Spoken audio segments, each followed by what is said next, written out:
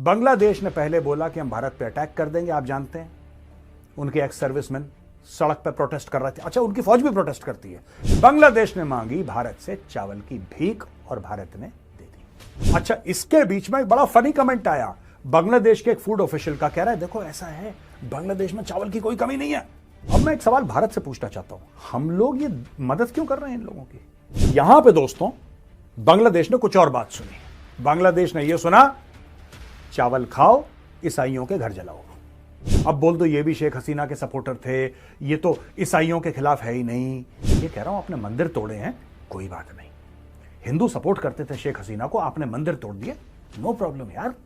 मुसलमानों ने भी सपोर्ट करा था, अब जाके मस्जिद तोड़ो। ईसाइयों का खाओ, उन्हीं के बंदे मारो। बहुत ही शानदार, एक्सेलेंट प्लान। बांग्लादेश बहुत बढ़िया। एक हाथ में भीख का कटोरा, एक हाथ में चाकू। किसी बांग्लादेशी मुसलमान ने किसी ईसाई का घर थोड़ा ना जलाया है, ना ना ना। ये आपस में एक दूसरे के घर जला रहे हैं और यहां पे बांग्लादेशी गवर्नमेंट की इंक्वायरी खत्म होती है। सीधी बात है। बांग्लादेश आया भारत के घुटनों पर। बांग्लादेश ने भारत से चावल मांगी तो पीएम मोदी ने एक्सपोर्ट इंपोर्ट दोनों बंद किया। बांग्लादेश को लगा तगड़ा झटका। बांग्लादेश ने पहले बोला कि हम भारत पे अटैक कर देंगे। आप जानते हैं उनके एक्स सर्विसमैन सड़क पे प्रोटेस्ट कर रहे थे। अच्छा, उनकी फौज भी प्रोटेस्ट करती है, ऐसी बात नहीं है। Protesting is a national hobby. तो पहले उन्होंने बोला कि मार देंगे, काट देंगे। आपको पता है कितने हिंदुओं को मारा उन्होंने? आप ये भी जानते हैं कितने मंदिर तोड़े। एंड में बांग्लादेश ने वही करा जो बांग्लादेश करता चला आया है। बांग्लादेश ने मांगी भारत से चावल की भीख और भारत ने दे दी। चिटागोंग पोर्ट के थ्रू 27,000 टन चावल बांग्लादेश पहुंच चुका है।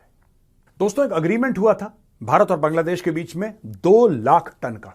दोस्तों, ये जो 27,000 टन गया है चावल, ये 2 लाख टन का एक छोटा सा कंसाइनमेंट है, इसकी खेप है। बाकी चावल और जाने हैं बांग्लादेश को।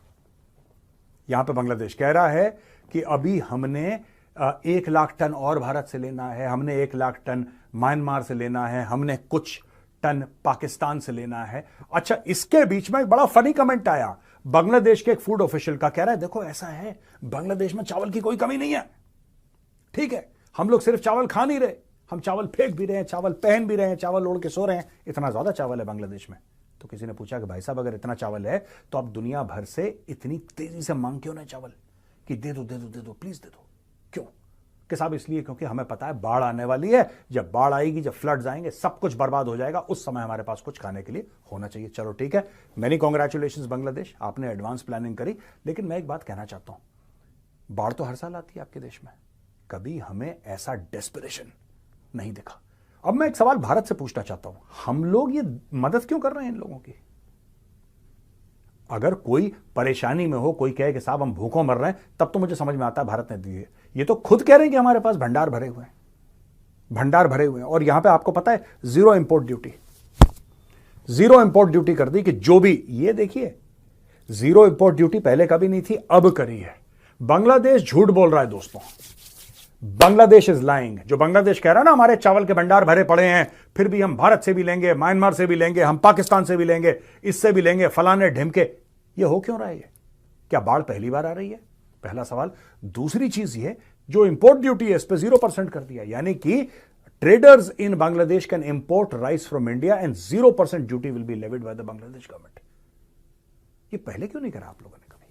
ये अब क्यों कर रहे हैं? तो दोस्तों एनीवे, मुझे ऐसा लगता है कि भारत का दिल पसीज गया और भारत ने बोला जाओ यार खाओ। तो यहां पे दोस्तों बांग्लादेश ने कुछ और बात सुनी है। बांग्लादेश ने यह सुना, चावल खाओ, ईसाइयों के घर जलाओ। चावल खाओ, ईसाइयों के घर जलाओ। चावल खाओ, ईसाइयों के घर जलाओ। 17 घर ईसाइयों के चिटागोंग हिल ट्रैक्ट्स में जला दिए दोस्तों। राइट, जला दिए। क्यों? क्योंकि वो ईसाई थे, और कोई लॉजिक नहीं है इसका। अब बोल दो ये भी शेख हसीना के सपोर्टर थे, ये तो ईसाइयों के खिलाफ है ही नहीं, ये तो इसके खिलाफ है ही नहीं। ये तो, मैं ये नहीं समझ पा रहा कि जिस मास लेवल पे हिंदुओं के घर जलाए, हिंदुओं की दुकानें जलाई, हिंदुओं को मारा, हिंदुओं की औरतों के साथ आपने बदसलूकी करी बांग्लादेश में। एक बात बताइए, ये तो ये कह रहे हैं कि हमने इसलिए करा हिंदुओं के साथ क्योंकि ये लोग शेख हसीना को सपोर्ट करते थे।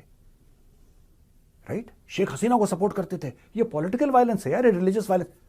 एक बात बताओ यार, शेख हसीना जो बन गई प्रधानमंत्री, इतने साल रही प्रधानमंत्री बांग्लादेश की, क्या सिर्फ हिंदुओं के सपोर्ट से बनी?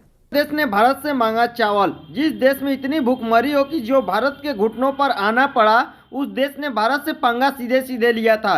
जिस प्रकार से बांग्लादेश में प्रोटेस्ट हिंदुओं के खिलाफ चल रहे थे, हिंदुओं को मारा जा रहा था और भारत का सुना नहीं जा रहा था, उसी प्रकार से बांग्लादेश में इस प्रकार से भूखमरी आ गई है कि बांग्लादेश ने सीधे सीधे भारत से चावल मांगा है। जो भी एक्सपोर्ट इंपोर्ट होता था वो बांग्लादेश को भारत ही देता था, लेकिन यहाँ पर सबसे बड़ा मैटर आ गया है कि भारत अब देना नहीं चाहता है और बांग्लादेश में भूखमरी आ गई है और वहाँ के आवाम जो है आटा और दाल चावल के लिए अब मर रहे हैं, यानी कि महंगाई भी ज़्यादा आ गई है। अब बांग्लादेश चाहता है कि भारत हमारी मदद करे और चावल हमारे एक्सपोर्ट करे ताकि हमारे लोगों का जो भी पेट है वो भर सके, लेकिन भारत ऐसा नहीं करेगा, क्योंकि जब से बांग्लादेश आपसी विवाद सही नहीं करता है और फिर से भारत के चरणों में नहीं आता है, तब तक भारत ऐसा कुछ करने वाला नहीं है।